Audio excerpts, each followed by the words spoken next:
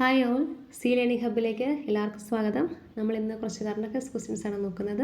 ഒന്നാമത്തെ ക്വസ്റ്റ്യൻ, മാധവ് ഗാഡ്ഗിലിൻ്റെ പശ്ചിമഘട്ടം ഒരു പ്രണയകഥ എന്ന കൃതിക്ക് അവതാരിക ചെയ്തത് ഡോക്ടർ MS സ്വാമിനാഥൻ.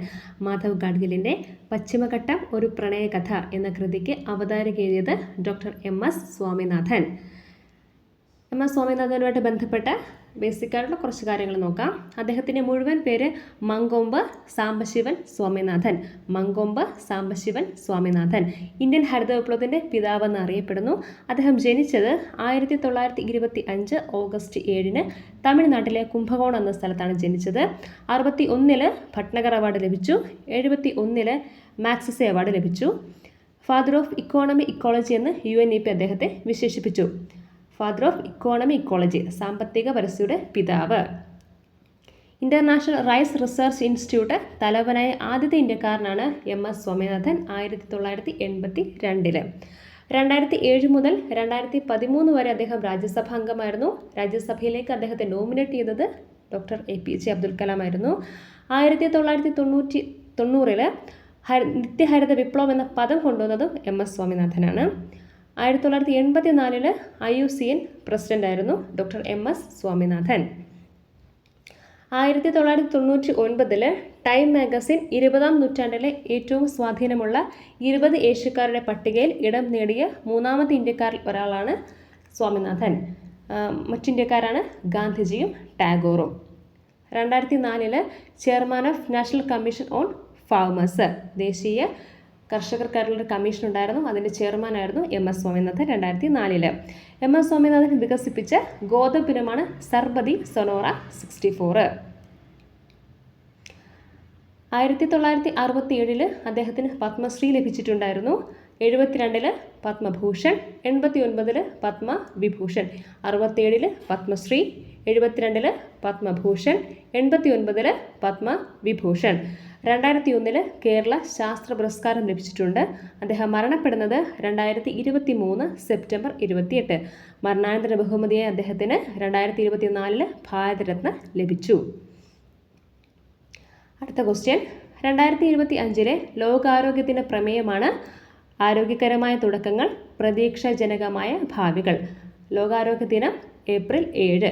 2025 പ്രമേയമാണ് ആരോഗ്യകരമായ തുടക്കങ്ങൾ, പ്രതീക്ഷാജനകമായ ഭാവികൾ. അത് മെയിനായിട്ട് ഫോക്കസ് ചെയ്യുന്നത് നവജാത ശിശുക്കളുടെ ആരോഗ്യവും അതിജീവനവും. 2024 ഏപ്രിൽ 7 ലോകാരോഗ്യ ദിനത്തിൻ്റെ പ്രമേയമാണ് മൈ ഹെൽത്ത് മൈ റൈറ്റ്, എൻ്റെ ആരോഗ്യം എൻ്റെ അവകാശം. ലോകാരോഗ്യ ദിനം ഏപ്രിൽ 7. അടുത്ത question, 2024 Champions of the Earth പുരസ്കാരം ലഭിച്ച വ്യക്തിയാണ് മാധവ് ഗാഡ്ഗിൽ.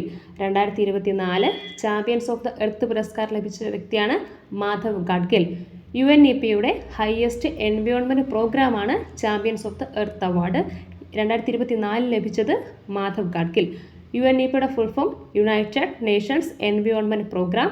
1972 ജൂൺ 5 നെയ്റോബി ആസ്ഥാനമായി നിലവിൽ വന്നു. സെൻട്രൽ വിസ്ത പദ്ധതി എന്തുമായിട്ട് ബന്ധപ്പെട്ടിരിക്കുന്നു ചോദിച്ചാൽ പാർലമെൻറ്റ് സമുച്ചയ നിർമ്മാണമാണ്. സെൻട്രൽ വിസ്ത പദ്ധതി പാർലമെൻറ്റ് സമുച്ചയ നിർമ്മാണം. പഴയ പാർലമെൻറ്റ് ബിൽഡിങ്ങുമായിട്ട് ബന്ധപ്പെട്ട കാര്യങ്ങൾ. ആർക്കിടെക്റ്റാണ് Edwin Lutyens and Herbert Baker. ഉദ്ഘാടനം ചെയ്തത് 1927 ജനുവരി 18. അന്നത്തെ വൈസ്രോയി ആയിരുന്ന ഇർവിൻ പ്രഭു.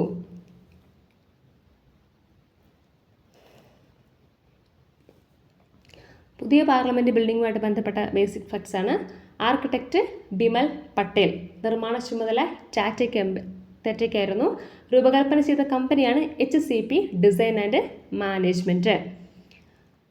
രാഷ്ട്രപതി ഭവൻ മുതൽ ഇന്ത്യ ഗേറ്റ് വരെ നവീകരിക്കുന്ന പദ്ധതിയാണ് സെൻട്രൽ വിസ്ത പ്രൊജക്റ്റ്. പുതിയ പാർലമെൻറ്റ് ബിൽഡിങ്ങിന് തറക്കല്ലിട്ടത് 2020 ഡിസംബർ 10. ഉദ്ഘാടനം ചെയ്തത് 2023 മെയ് 28 നരേന്ദ്രമോദിയാണ്. പുതിയ പാർലമെൻറ്റ് ബിൽഡിങ്ങിൻ്റെ ഷേപ്പ് എന്ന് പറയുന്നത് ട്രയാങ്കിൾ ഷേപ്പാണ്. അടുത്ത ക്വസ്റ്റ്യൻ, കേരള സംസ്ഥാന തണ്ണീർത്തട അതോറിറ്റി ചെയർമാനാണ് പരിസ്ഥിതി വകുപ്പ് മന്ത്രി. പ്രീവിയസ് ക്വസ്റ്റ്യൻ ആണ്. കേരള സംസ്ഥാന തണ്ണീർത്തട അതോറിറ്റി ചെയർമാനാണ് പരിസ്ഥിതി വകുപ്പ് മന്ത്രി. ഇപ്പോൾ പരിസ്ഥിതി വകുപ്പ് കൈകാര്യം ചെയ്യുന്നത് മുഖ്യമന്ത്രിയാണ്. ലോക തണ്ണീർത്തട ദിനമാണ് ഫെബ്രുവരി 2.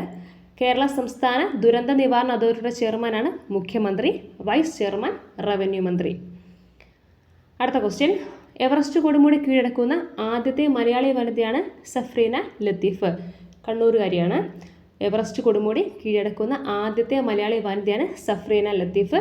കണ്ണൂരുകാരിയാണ്, പ്രവാസിയാണ്. എവറസ്റ്റ് കൊടുമുടി ഉയരം എന്ന് പറയുന്നത് 8848.86 മീറ്ററാണ് ഹൈറ്റ്. 8848.86 മീറ്ററാണ് എവറസ്റ്റ് കൊടുമുടി ഉയരം. സ്ഥിതി ചെയ്യുന്നത് നേപ്പാളിലാണ്.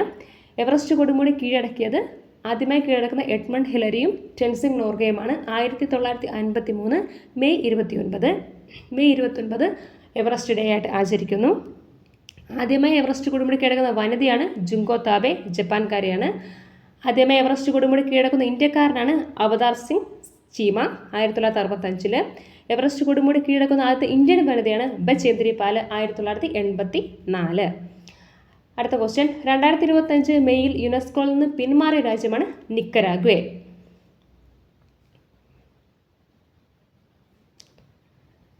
2025 മെയ്യിൽ നിലവിൽ വന്നതിൻ്റെ ഗോൾഡൻ ജൂബിലി ആഘോഷിക്കുന്ന ഇന്ത്യൻ സംസ്ഥാനമാണ് സിക്കിം.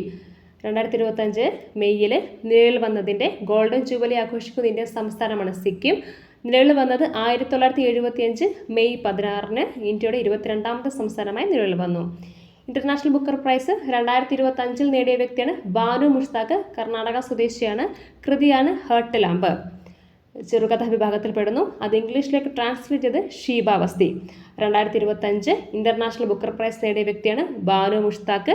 കൃതി ഹേർട്ട് ലാമ്പ്, ഇംഗ്ലീഷിലേക്ക് ട്രാൻസ്ലേറ്റ് ചെയ്ത വ്യക്തിയാണ് ഷീബ ബസ്തി.